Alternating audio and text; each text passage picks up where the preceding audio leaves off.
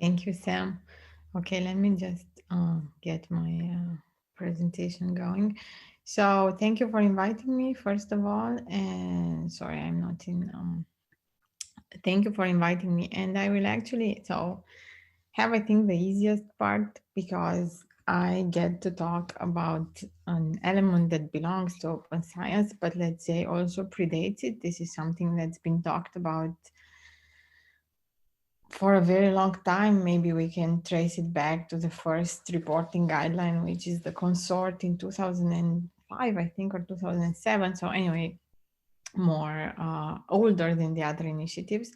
And what I wanted, so I will show a bit of research about the state of the field of clinical psychology and more broadly in terms of reporting of research. But I want the take home message to be that this is a low hanging fruit. This is accessible. This is something you don't have to think about in advance. This is something you can always do. But at the same time, this is something that perhaps carries more weight than many other more complex and more time consuming open science initiatives. So this is both within your reach and also very, very important. So this is why I actually asked the native British speaker about my title, and he said he didn't understand anything from it, but I had already sent it to Sam. So the point is that Cinderella, because you in the midst of all these initiatives of sharing your code and making your data fair, and all other things you will talk about, proper pre-registration templates, all this. In the midst of all this, there is this Cinderella of reporting guidelines, which has been here for a long time, but sometimes it gets forgotten. And so I will mostly talk about this. Okay, so where does this the entire idea of my talk? Well, actually, this is just a snippet of a larger talk I gave when I first met Sam in person in BABCP 2018. And the point was to take this seminal paper from the Lancet and to look at how research on psychological interventions or clinical psychology in general fares on standards of reducing waste. Uh, Research waste is defined as research that is not used or that is not usable or that is just doesn't go anywhere, so to speak. And there are a lot of issues here. So I will actually only talk a little bit about incomplete and unusable reports of research, because remember, this is all about quality of reporting. So in the Lancet paper, the one phrase description of the situation for usable research reports was that they focused on trials mostly and pretty grim statistics. So like more than 30% of trial interventions were not sufficiently described. More than 50% planned study outcomes that were not reported. And the interpretation of research did not systematically review what was already there. And there were several analyses of this. So analysis that looked at Consort. See, I got the years all wrong. Consort, actually, the first version 1996, and then the next one 2001, and then there are all these larger investigations of collections of trials or collections of meta-analyses where they look if the trials or other study formats are compliant with Consort. So in case you are not all familiar with the concept of reporting guidelines, it actually means, and I will have a slide at the end where I show you where to find them. It means that pretty much for each study type, you have a description, a guideline that tells you exactly what you should make sure should be in your paper. So for instance, if it's a clinical trial, you need to, some are pretty obvious things, right? You need to state how you randomize participants. You need to state how you whether or not you assess blinding or the number of participants and the number of participants that left the trial. But you have a point-by-point indicator that tells you that this information should just be reported. This doesn't mean it should be reported in a certain way. It doesn't mean that there's no evaluation here as to whether you're doing it right or wrong. So for instance, you could have randomized participants in a way that is not very optimal. Reporting guidelines don't judge you for this. They just want to know. And the idea was that widespread endorsement of journals would render people more compliant. So when people would send in their papers, their reports, they would contain all this information. And there's actually a checklist where you say where the information is included on what page, right? Unfortunately, this doesn't seem to be working. And even if, as you can see, CONSORT is 25 years old, or if we take the 2001 version 20 years old, for a lot of important information, the information still seems to be lacking. This is a review, a meta-analysis from 2012, but there's actually a lot of agreement across the board about this. So here, for instance, they look, you see at an impressive number of randomized trials, and these were trials from Cochrane reviews, so some of the most rigorous and well implemented reviews. So what is interesting here, so there are a lot of results in this paper, but what I want to ask you to focus on in the next slides is just look at the quantity of yellow that you see, because yellow means that the information is not there. And thus, when raters are trying to rate the quality of the trial, they give the so-called rating of unclear risk of bias. That means we don't know if you did it right or wrong because you have not included the information. So remember how I said reporting guidelines don't judge you. They don't, but then other people come and use the information you reported there and say, okay, let's take all these trials and look if randomization was done properly. And this is very, very important for meta-analysis, for other studies that are done after and so on. It also makes sure that your trial or your study is weighed in a proper way, so that unclear, not knowing means that we have no idea whether or not to credit this as a well done thing, as a less well done, or so on. But if we know, we can at least use this information.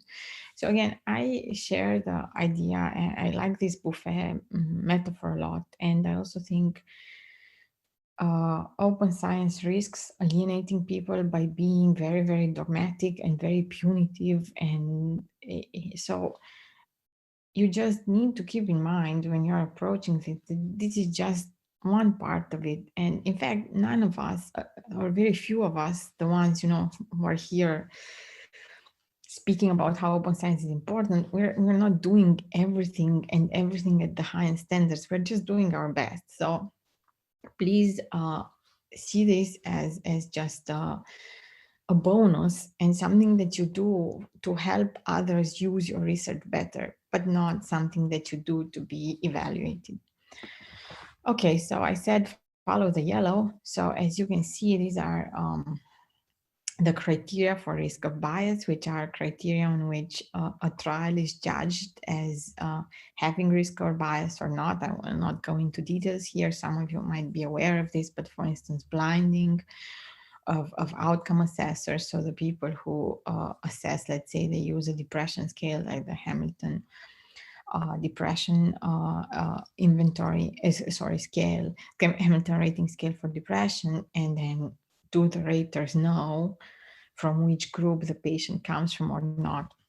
And you can see for some of these criteria, there is a lot of yellow, like for allocation concealment, which means that do you know beforehand to which group the participant will be randomized? So because then there are ways, even without wanting to, in which you can somehow foresee or influence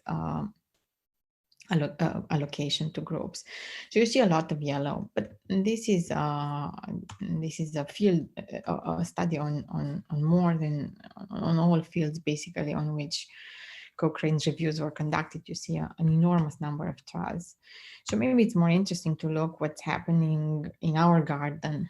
And I will again just show you the risk of bias ratings and just emphasize how much yellow there is. So this is a large network meta-analysis that with Professor Kuipers we're working on now, and you see it has an impressive number of trials. But again, a lot of these trials are missing information to be able to assess the risk of bias. It's the same thing. This is a meta-analysis on psychotherapy for positive symptoms of schizophrenia. And again, you see a lot of yellow here. Unclear risk of bias means there's no information to decide either way. The same in an older meta-analysis on borderline. And you see it's not the same for all types of information. So just some seem to be worse than others. And there are quite a few investigations that actually looked just in clinical psychology or in social behavioral sciences, and they looked at reporting quality. So are studies that say they use the CONSORT checklist or the CONSORT guidelines, are they adherent?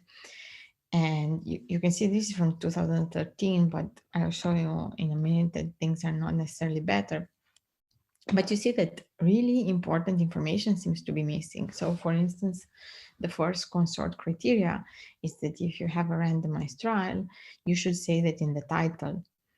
And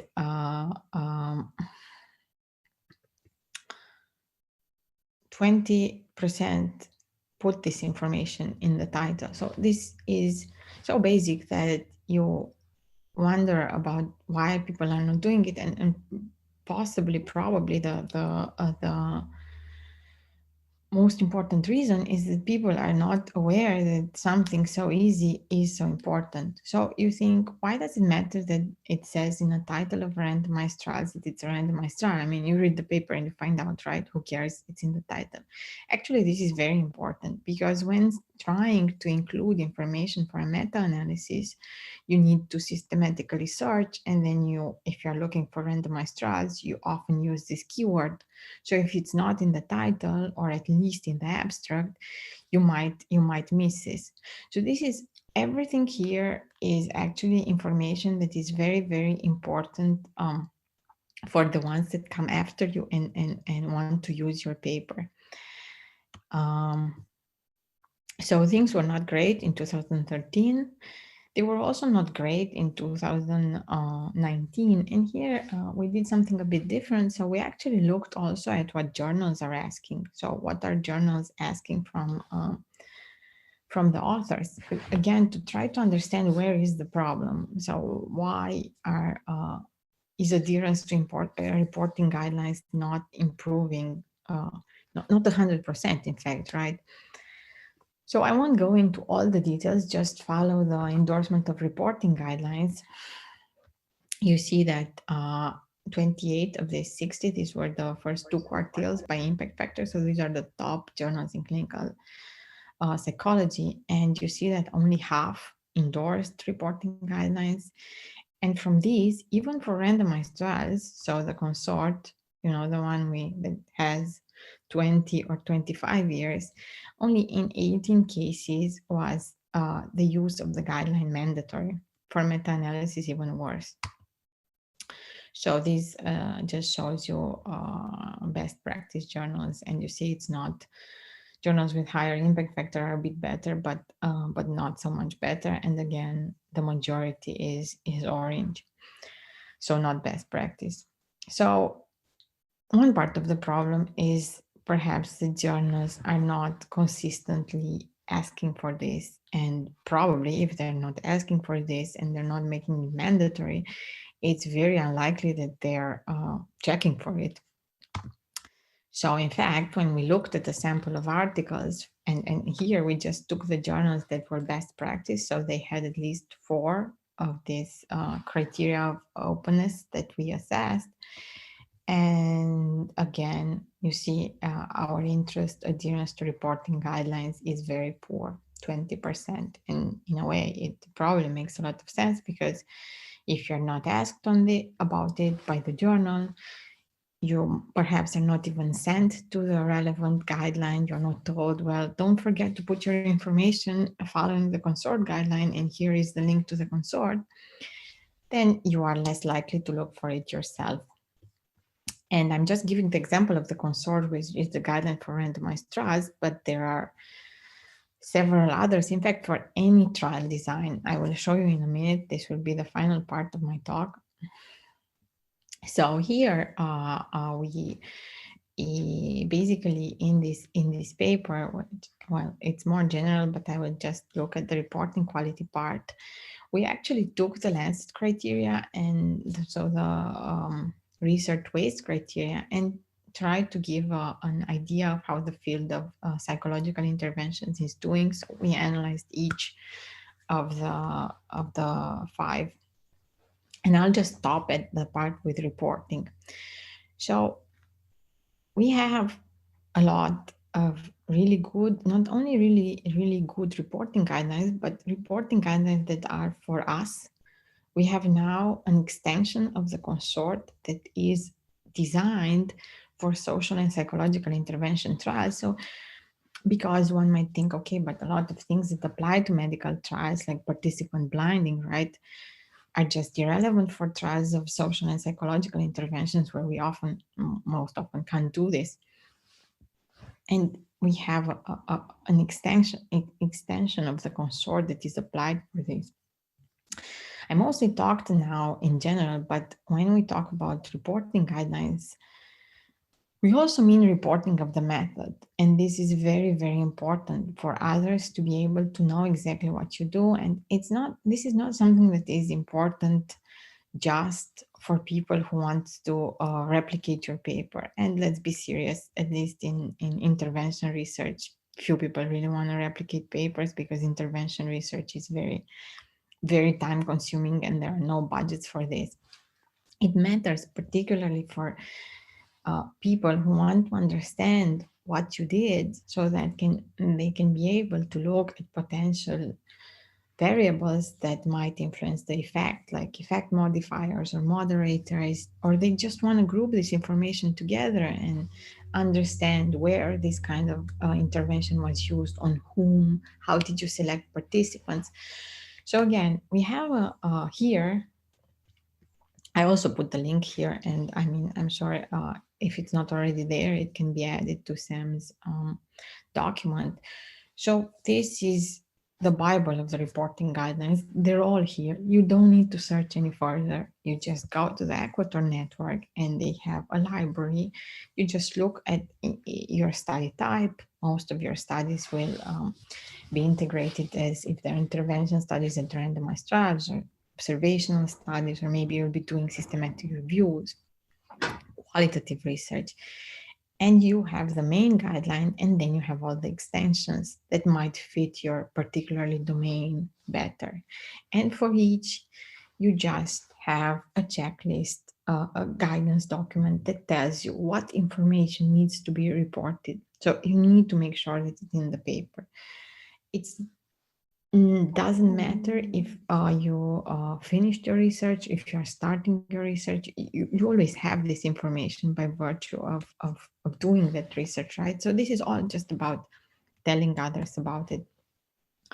Okay, so I'm not sure if I'm under the time or over the time, but maybe it's best that I open up to questions or comments or things that weren't clear. I don't know the topics of your project very much, so maybe intervention research is not relevant for you, but again, the same things apply. There are some categories of information that readers need to know so they can be able to use your research, and this is where reporting guidelines come in. So with that, that's it. and opening to questions.